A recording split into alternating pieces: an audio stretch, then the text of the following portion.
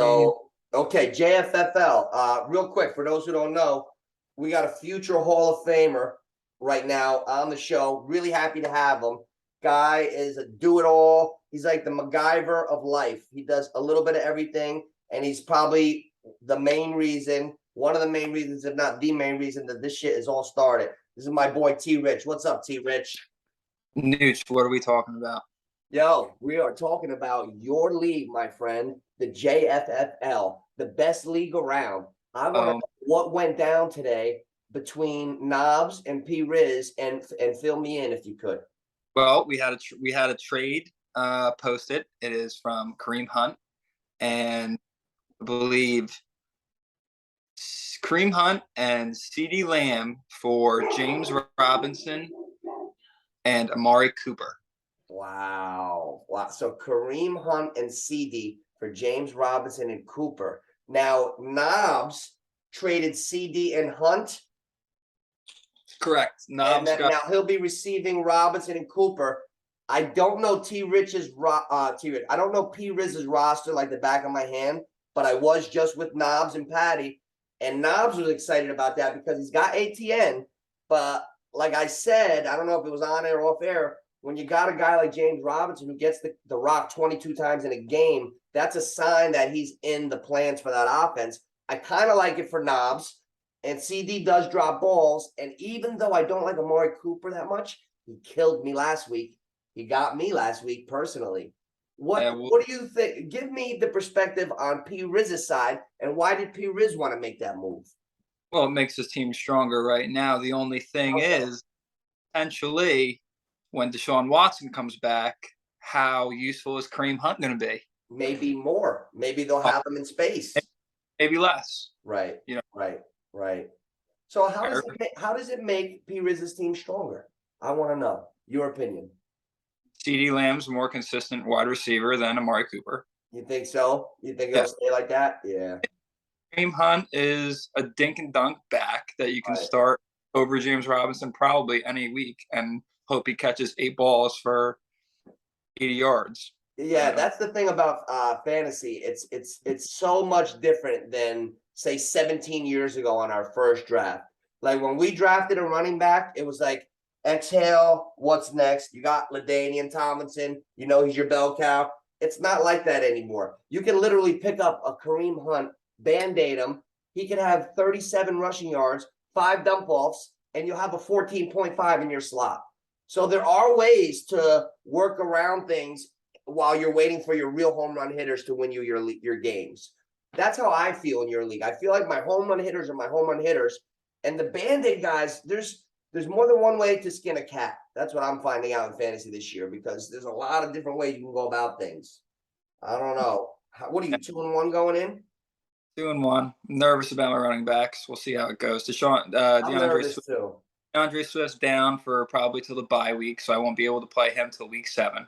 And Austin Eckler's just not getting the usage that I want him to. So Swift, one of the best talents in the whole NFL. If that kid could just stay healthy, you got yourself a home run hitter. And Eckler, I'm worried about because you don't know what the Chargers. It just goes to show me this coach for the Chargers, something's something's not right with him because you're always supposed to protect your player. And I know Herbert is so tough. I just wish they would have kept him out of that game with 10 minutes left. They were down 28 last week. They kept him in the game, getting those hits. And it's making me think their coach, he might be a great X's and O's guy. He might know the game. But if he doesn't have that human connection with this kid going out there playing with a fractured rib, like I think Herbert needs a rest. And me personally, I'm worried about what do I do going forward every week with a one shot away from going out of the game, Herbert. Last week I started Carr, and it was an 8-point difference. Carr outperformed him by 8, and I won my matchup by 6. So I'm shaking. I don't know what to do. I would trade Herbert away for whatever you can get because you got Carr. Yeah, right. I think Carr will stay in the top 10 in the league all year with yardage and stuff. Yeah, he They should. didn't. The Las Vegas Raiders have not hit their stride yet at all. They stink. They stink right now. Hey, moving into tonight's game, we got a Thursday night game that it's got me all mixed up because first of all, I'd like your opinion on this. I don't know how I feel about the Buffalo Miami game. I've been replaying it in my head ever since that very first stat you hit me with. First time I saw that stat is when I got the message from you, 41 minutes 19. And I'm looking at it, and you could look at it two ways: that Buffalo totally dominated, like the majority of us see, or that Miami played defense for 41 minutes in 90-degree heat, went through all of that adversity, and still managed to win. That shows me fortitude. So now Miami is going into Cincinnati. Everybody's a road favorite every week. Buffalo goes into Miami, road favorite, 5 points. Everybody's been a road favorite. Why are the 3-0 Dolphins a 4-point underdog tonight? I do not know. Are we getting Ryan in here?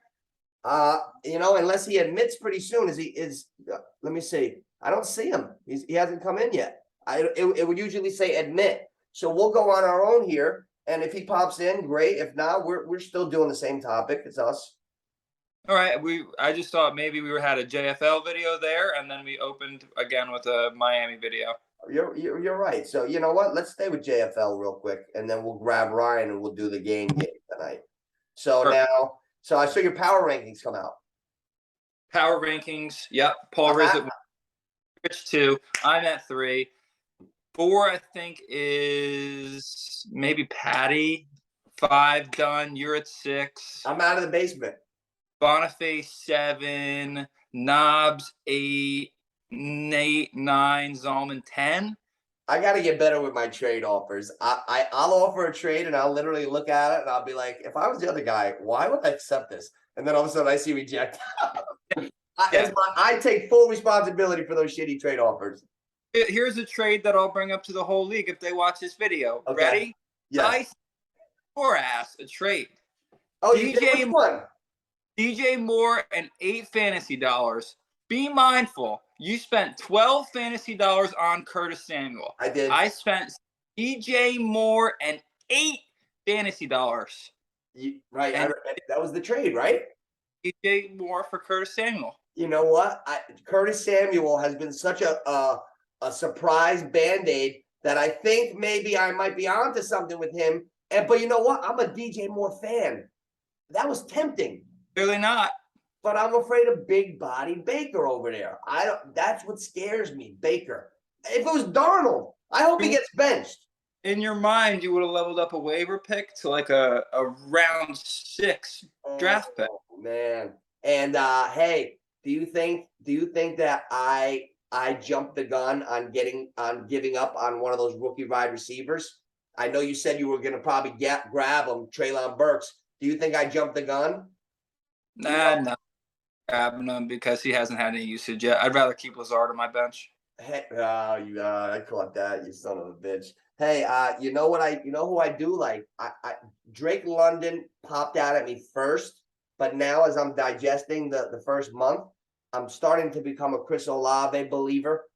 I think I believe in Olave. He looks pretty good. He went off last week, and Jameis, interceptions or not, he's a yardage gobbler.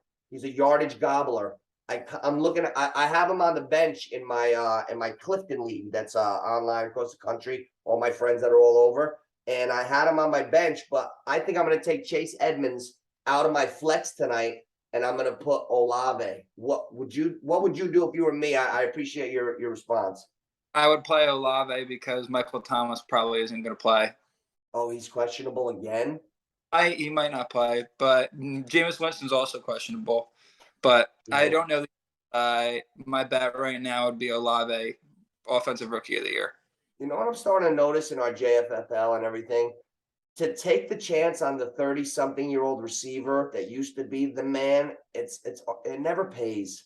It's better to find the ramen noodle St. Browns of the world. Find me those guys. Let me take a shot on the Jets guy, Garrett Wilson. Is that his name, Garrett Wilson? Yeah. I'd rather take a shot on Garrett Wilson than Julio Jones. Like, the guy, you're not supposed to make one catch on a fade and be questionable for the next 4 weeks. He fell on his knee. Dude, your body's not holding up anymore, right? Am I crazy? I don't know. But you know what, T-Rich? I really like that trade. Did it go through, or did they? I'm not gonna not accept it because No, I I don't mean like that way. But did they both accept it? Both guys? both accepted it. Oh, nice. Illusion. It's a fair trade, I guess, on the money. So it's I going like through that. Yeah. how it plays. You know what, T-Rich? The good thing that I like about our league is you're always fair. So I encourage trades. I like you don't want to be knocking down trades that are pretty decent because that's a decent trade. And as a good commissioner, you want to push the good ones through so we could all trade later and not be like big like bitter at each other. I'm probably not gonna say no trades are going through unless I think they're cheating, and I Right. don't think they're cheating. Right. Anyway, started with the game tonight. Let me go to the bathroom. We'll try and get Ryan. We'll cut this one Got you. off. Got you. Great job, T-Rich. I'll talk to you in a few. Bye. Later.